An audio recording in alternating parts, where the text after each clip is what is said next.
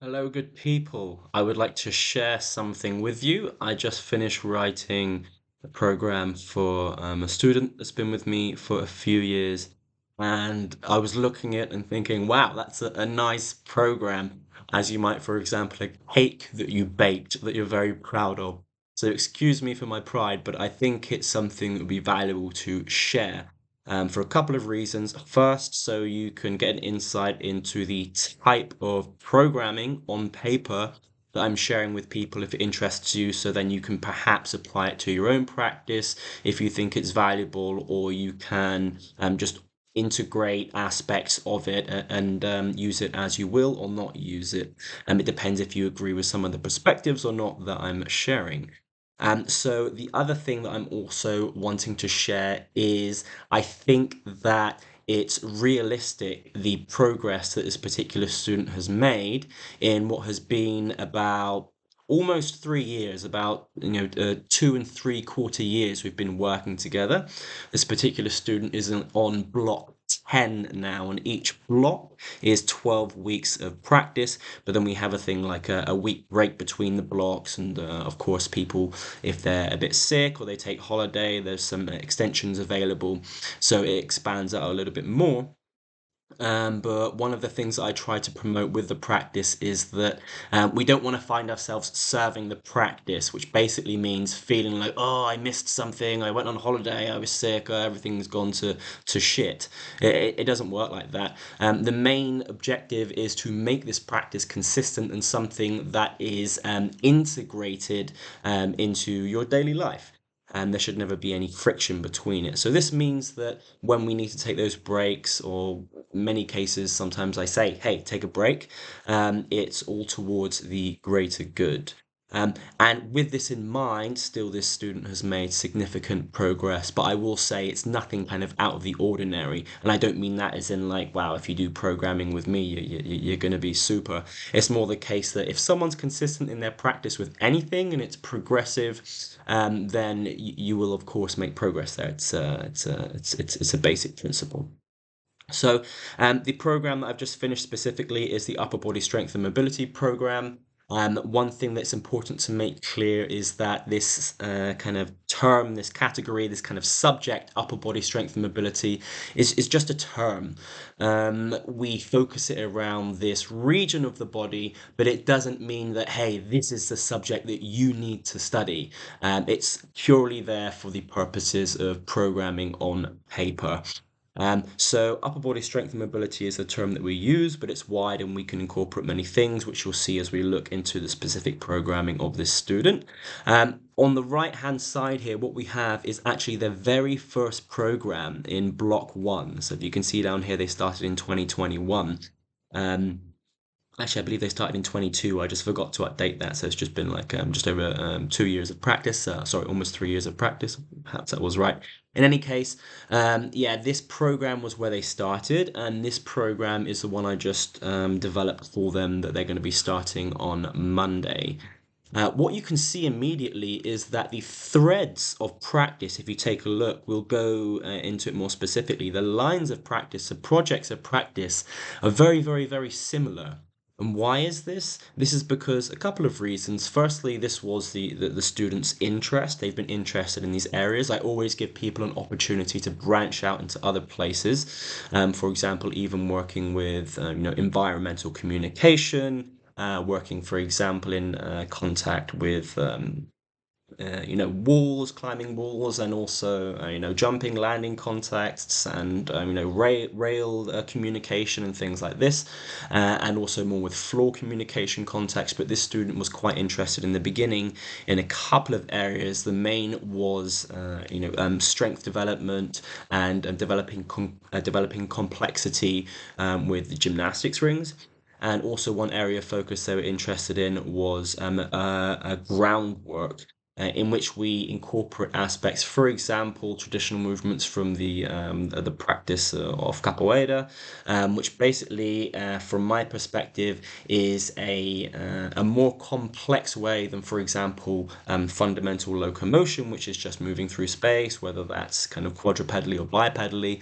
And a groundwork takes this to the quality of adding a lot of transitions, and it actually has more of a rotational quality as opposed to a lot of standard floor communication patterns like, bear crawling and gallops and things like this, which tend to move a little bit more linearly. And whilst I think they can complement one another, this student hasn't been exposed to so much of that, just kind of transitional aspects and certain patterns that help them bring more pieces into their groundwork practice.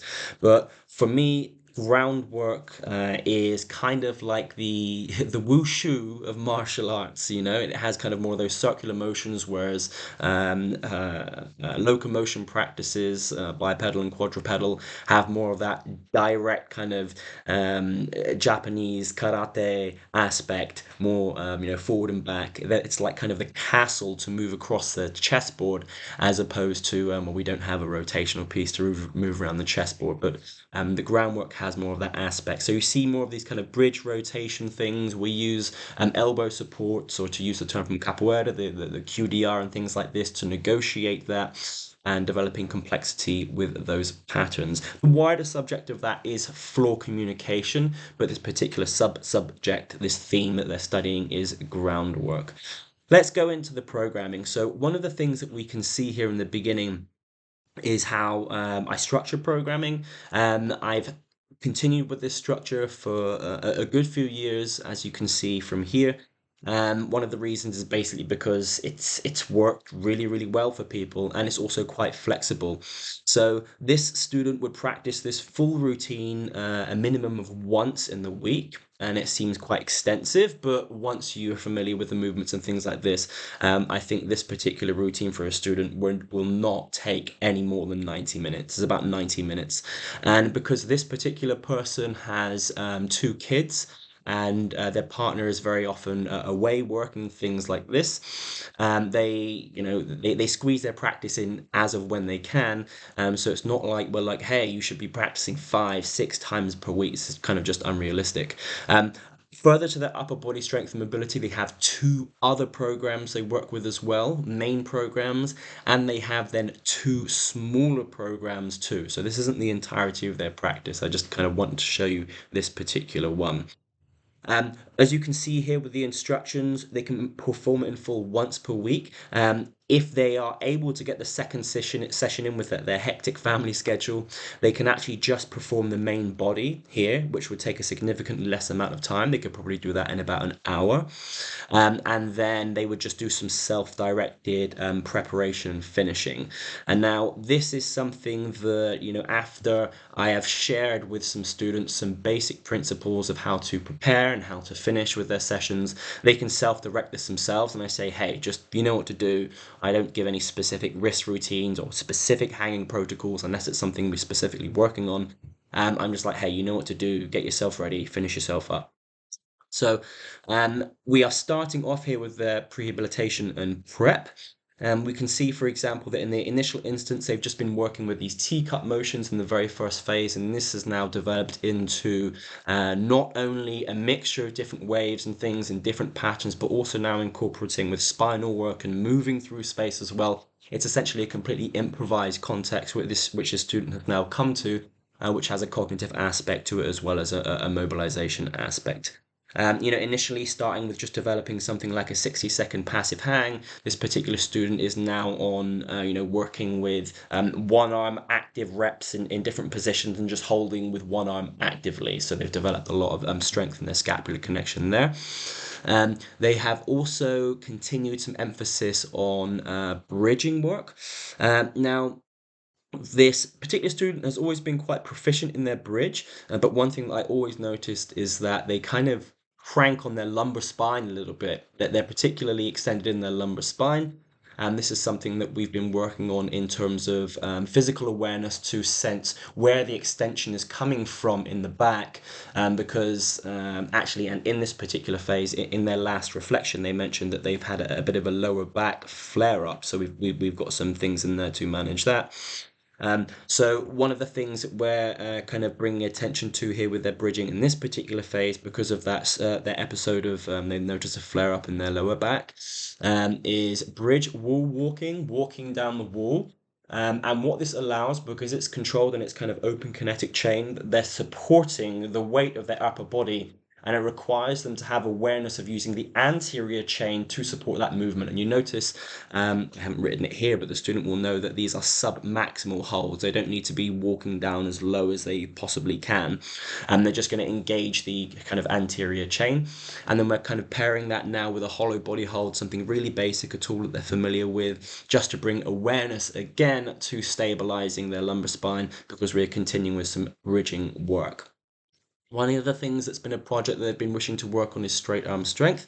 So they've come from just working with a scapular push-up and leaning, these kind of years past. Now they're pretty proficient with their tuck planche hold. For me, there's no necessity to take things further than just a tuck planche. If they want to go open tuck or straddle or things like this, they can, but I would wait for a request for that. Basically, once this student is able to hit clean 3 10-second holds in a tuck planche with RAN as rest as needed, then we can kind of drop that project. That will stay alive with some other contexts that we'll move to as well. One thing they're also working with is, to complement that, is developments in shoulder extension. And one thing they started with in the past was just a table extension, which basically means just having the hands and the feet on the floor, just extending the hips up into a table. And now they're kind of working towards these type of mana-esque progressions. We're not looking towards hitting the mana, but we are looking towards, we are using the progressive pathway of that to structure the practice. And this is something really important as well. Just because we use a context such as planche, or use a context such as mana, so if you're not familiar, it's basically having your arms behind you, extended and holding your whole body off the floor. It's just, you don't necessarily have to go there. You can just use the practice, the pathway towards that, to develop capacities to the extent that you think you need them. So this particular student is having their feet on a wall and holding themselves up and keeping the hips as high as possible, which is a really, really difficult task. But this is kind of where they've brought themselves to. We're also now working on different types of equilibrium contexts incorporated in there. So although this student isn't studying floor communication in particular, I do always incorporate aspects of that. I'm not really a big fan of just having like a pure, straight arm, bent arm strength routine. It just doesn't really represent the practice that I'm trying to share, although I do respect students' kind of wishes with regards to their areas of interest. But what we've done here is we've injected work that is in contact with the floor. So you'll see later in the routine, they actually have brought themselves now. They've developed a vocabulary to be able to work with a floor contact improvisation routine, which they also have here. And it's a nice kind of balancing out of the other quite intense work that they've got in their practice. One thing that they have been continuing developing here is integrated ring routines. So we haven't actually quite yet, we have in the past a little bit, but brought together, and we're very, very close. We haven't brought together a strong maintenance BAS, so bent arm strength, and SAS, straight arm strength, rings routine with what I would say high level complexity. I mean, high level complexity for, us, your average Joes, not like a gymnast. But you can see in the beginning here, they were just starting with just pull-ups. We were just cleaning up their pull-ups, getting everything activated and cleaning up their dips and things like this. This individual had to relearn the muscle up because they injured themselves in the past when attempting it without the adequate preparation and things. We take our time. And also in the past with the straight arm work, we are only just working with, German hangs, and then a front lever progression, just a single hold, very, very, very tucked. This particular person now has developed to their straight arm strength routine. back levers, meat hooks. They've got a couple of different full back levers holds in there as well. And with their bent arm strength rings routine, they're now very proficient in muscle ups. So we're working with now forward rolls and stopping in inverted forms on the rings. And known or perhaps unbeknown to my particular student at the moment, they should know that these are going to come together probably in the next block. We don't rush things. There's no point in rushing things. They can wait another 12 weeks before they see these kind of patterns come together. Although in the second phase of their 12 weeks, a 12-week block, so they have a 6-week phase and another 6-week phase, and there's developments from the first phase to the second. In the second phase, they might see some changes with that, whether it's to do with the variables or some kind of additions in there. But then in the next block, in block 11, we're going to start bringing those together. And one of the great things about that is that they're going to save space in their routine, so we can start opening up other projects. They are coming already from just practicing a QDR rotational push-up and just some basic bridge. They're now working with QDR circles. They're very proficient in the 4-step QDR circle, which means you take extra steps, makes it a little bit easier. And now they are struggling their way through with the 2-step. Now, I do think it's also important, and we do this, to reintegrate those specific patterns into more of a kind of free association or improvised context, and we do go through that. But I'm also not afraid to let a student, if everything's feeling well and they're happy to do so and they haven't voiced anything like, oh, this is really killing me, to drill something, So we've been on this QDR circle project for probably at least 3 months, if not more. And we're going to continue until he gets his QDR 2-step clean. And once it's available, we're going to plug it back into kind of a free association context with other patterns that they're already familiar with, just to make sure it can come out naturally. But this student already knows the score. They've been through that process with different movements, such as the basic bridge rotation, such as the basic QDR rotational push-up and things like this. The other thing that we're working on here, this is actually a new project which has opened up. And whilst this student is also working on a handstand practice, they're still developing their proficiency in balance. And they opened up this extra module a bit later in their practice, so we haven't been working on the handstand practice for the near to 3 years. But at this particular point in time, given this student's capacities, I think we can start looking at some press handstand work.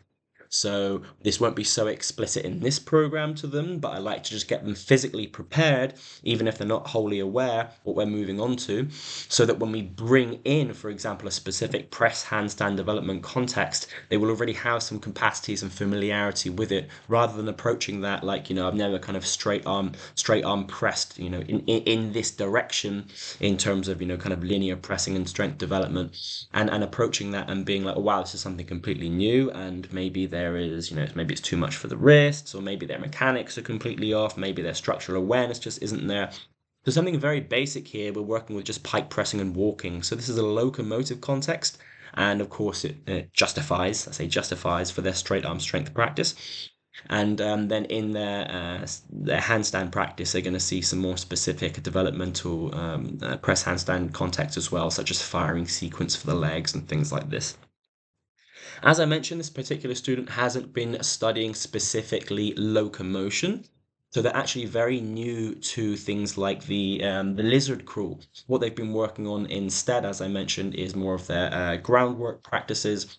And so we're getting an introduction to this now. And I never just bring people straight into the lizard crawl. And if you're not familiar with this, it's essentially what it is. It's context. It's a structure really for teaching someone how to move in close contact with the floor. So in that sense, it's necessarily the full lizard crawl is always bent arm strength, because you're connected close to the floor. You're necessarily in a bent arm position if you're getting yourself as close as possible.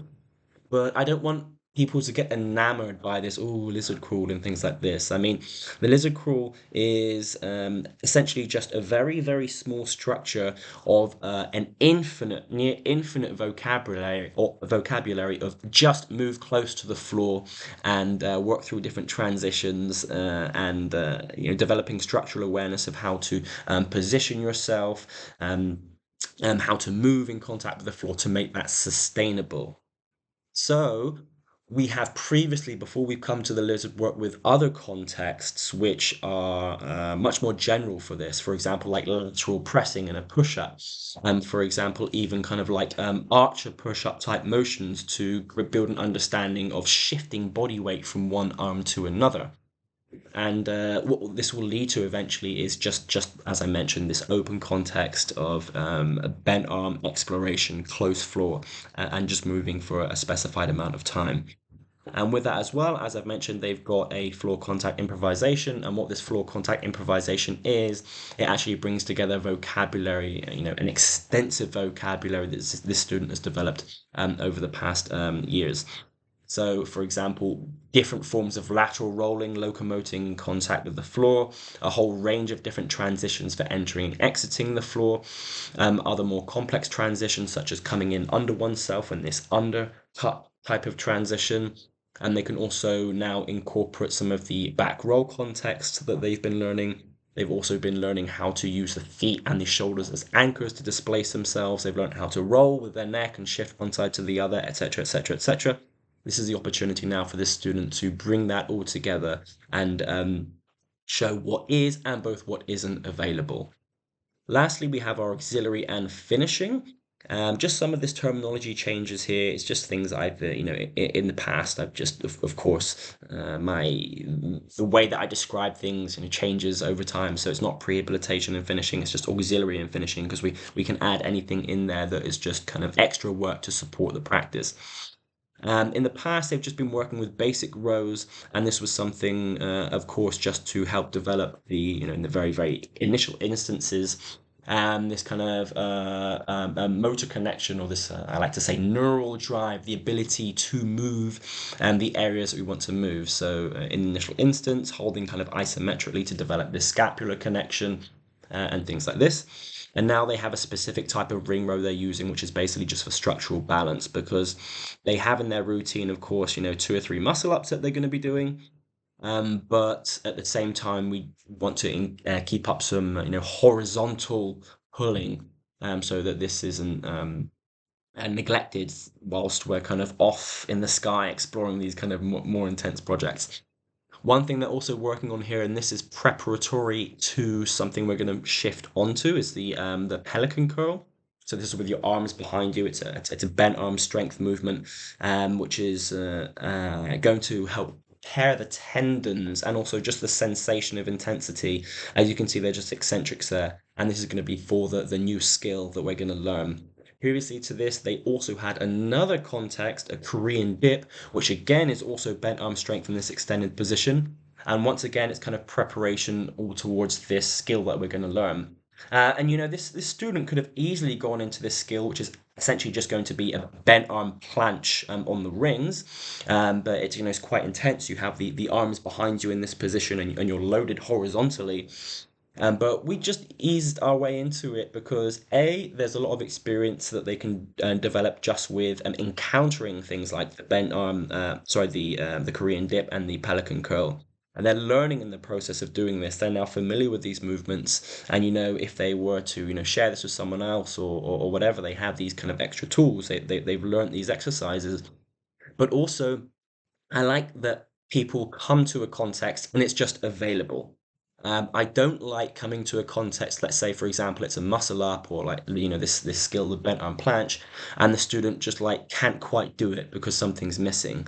In my eyes, I've kind of failed a little bit. I didn't prepare that person enough. Of course, there should be struggle, but it's wonderful when you just prepare someone, significantly prepare them, and then you give them a muscle up or something like this, and they were like, wow, it just It was just there. And it's like, yeah, because we've invested in those benchmarks previously, those milestones, so that it just appears. And this is something that I really like to do in programming, rather than just throwing someone in and go, yeah, let's see how it works. Even if they can do it, I like to make sure that I know they've been through a certain process and that I know what foundational experience they have, and both in terms of their understanding, their knowledge, and also experience in terms of their physical layer, what they have they've been through and what they have adapted to.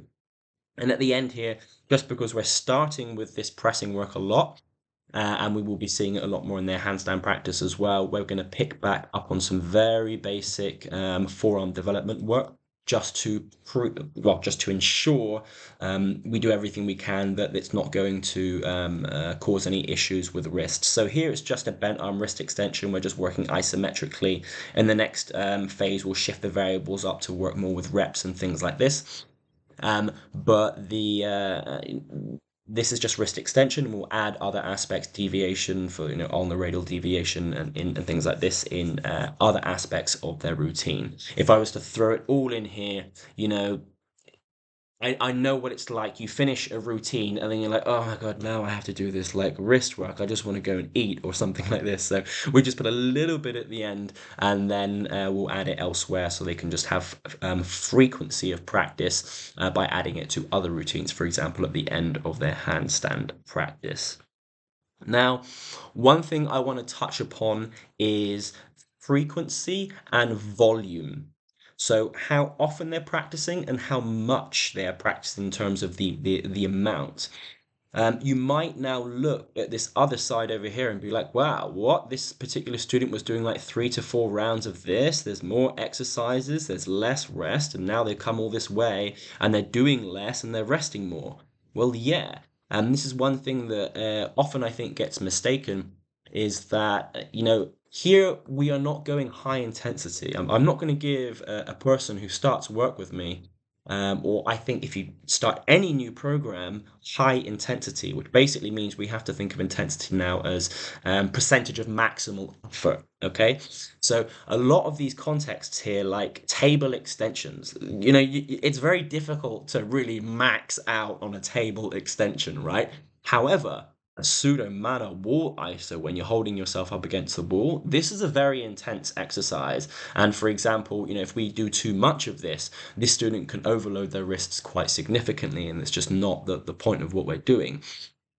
What this student has also developed in the process of practice is ability, we call it neuromuscular efficiency, which basically means their nervous system is super primed to be able to recruit the most amount of muscle fibers, and what that basically translates to is the most amount of force possible to be produced in a context, whether that's to produce force and to displace a body, so to move your body like in a push-up or something like this, or pulling yourself up, or to withstand force, which basically means the force is gravity, to sustain a particular structure like a tap planche or something like this, or a lever type form, and sustain that form to withstand the force of gravity.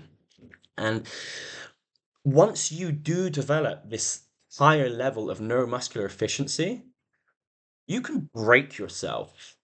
And this is something that I find that gets neglected. Well, it's not neglected. It doesn't.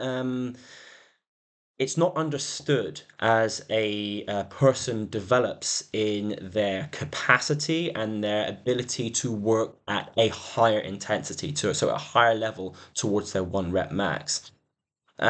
I've done this myself in the past. I've been able to do, quote unquote, high level strength skills, and then thinking that, yeah, I need to do that and more because everything needs to be more, right? And I've broken myself, in bad ways, and had to significantly reconsider my life and educate myself a bit more and understand what was happening and what was going wrong. So a beginner, this is very, very important. A beginner normally does not have the ability to produce a maximal intensity effort. Therefore, it's more difficult for them to overtrain and fatigue themselves in terms of both, in terms of their neural system to be neurally fatigued, and also because the exercises that they're performing, they're not able to do advanced exercises, so it's very difficult for them to, for example, injure themselves. Although, of course, we still have to be mindful of overuse injuries, but then this just comes down to, the programming and things like this. But like, if this person is in the beginning just doing like 6 ring rows, because they can only do 6 ring rows at their deepest range with this 2-second hold, then they're not going to hurt themselves with that. So we can do like, in other places we've done a lot higher volume with this, but at the beginning, we were just working on kind of a neuromuscular efficiency. And they can do more rounds, they can do a lot more. But as mentioned, once they develop the ability to produce more force, to be more neuromuscular efficient, then you want to bring down the volume of what you're doing. And the beauty of this is that it takes less time and it opens up more space for other things. It's also much easier to maintain. So, for example, I take myself, once this student, which they can already, do 3 10-second tuck planche holds with no form breakdown, and it's kind of sub-maximal effort, they've got that for life. They've got that for life. They've been through the process that gets them there. We do not need to practice the tuck planche anymore. Um, it can take a very, very long time to get there. It's the same as something like a muscle up. When people say, "Oh, I used to be able to do the muscle up, but now I can't do it anymore." If you lost it, you never had it in the first place, okay?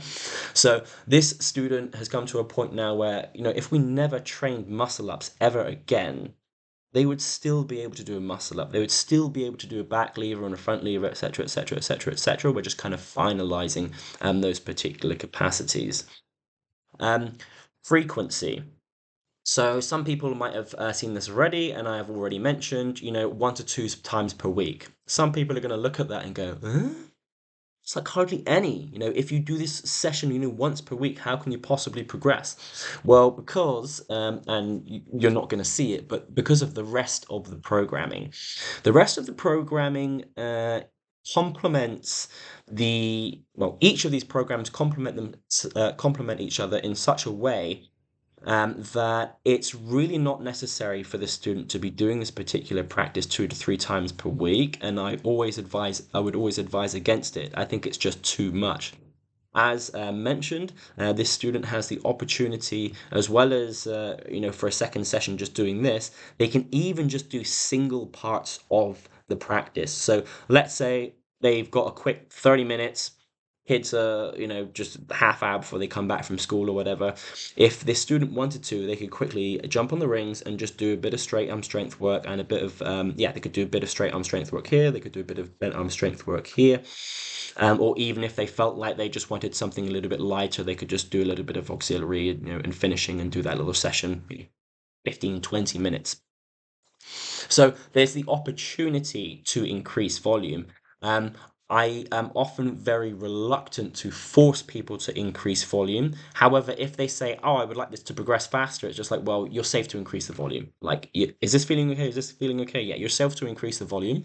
You're a grown person. Do it.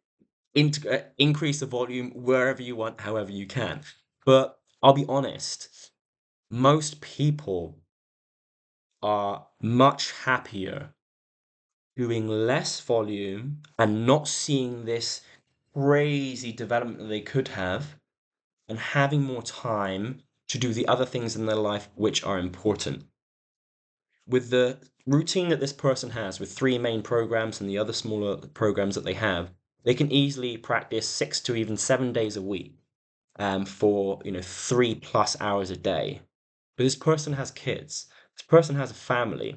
This person has other things going on in their lives, and they want to be engaged with a physical practice which is sustainable. The reason that many people visit me, and I'm sure other coaches and things like this that work with movement practice, is because they've been engaged with practices or disciplines or sports in the past, which at some point it bit them in the ass because what they were doing was not sustainable and it broke them. And it's tragic to see when someone feels that they can't engage with something they love doing because it's hurt them, essentially.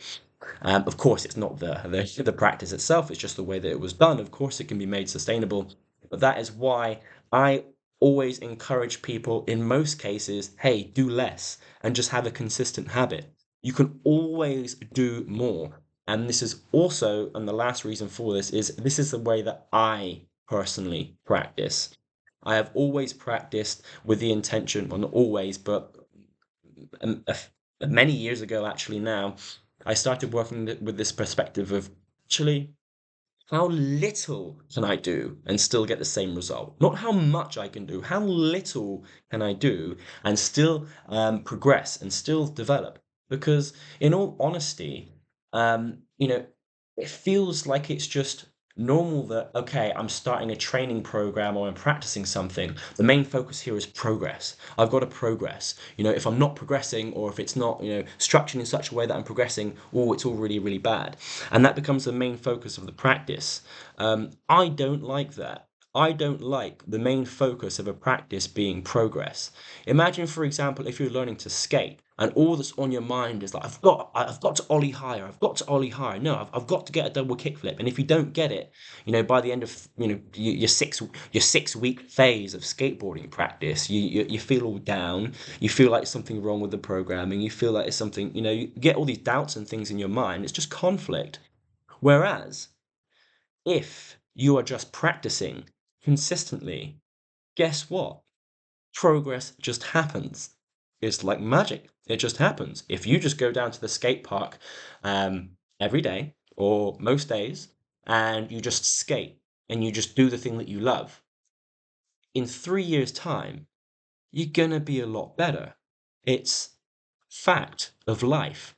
We learn things. We are the most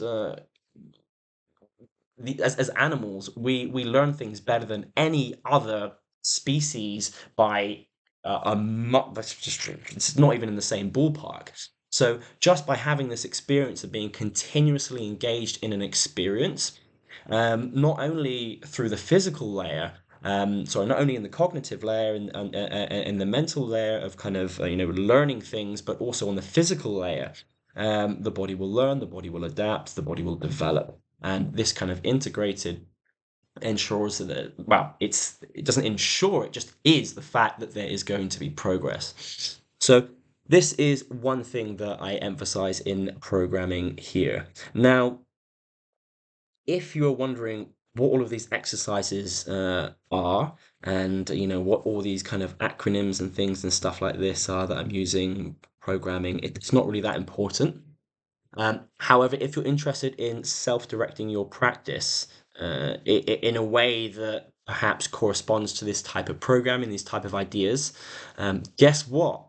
The video resource library is for you. The video resource library has all of these things in there. It has all the pathways in there. It has all the progressive variables in there. It has all the supporting contextual information in there. It has everything you need to construct your practice. It has lectures guiding you on how, on the perspectives of programming, some of which I've shared with you, but of course across the whole of the subjects that are offered at the moment on the video resource library, and it will continue to grow. The other option, of course, you can also work with me one-to-one, but it's there's not always space, and there's no space particularly at this time, and I don't plan to take any other students in the very near future. We actually still have a waiting list. And this is quite simply so that we can have, well, for me, so I have time for my things, and also that the people working with me, they get the real one-to-one contact and relationship that both I and the person require. So yeah, if this type of work interests you, you can also check out things like the Elements programs, which are on the main website page. You'll see it all linked in the description. And the elements will allow you to focus on a specific subject, for example, floor communication. And there are going to be new programs upcoming soon. We've also already had some new revision updates with the daily practice, and these programs are continually updated. The people that have been using them and referring to them for many years now are continually finding value in those programs and the resources. Other than that, Not much left to say. I hope that this has been valuable for you. Probably been talking for some time now, but I was just really excited about this particular routine. I was like, wow, this has come together really nicely. I like the way that it's structured and things like this. It all fits together nicely. If you have any questions, let me know.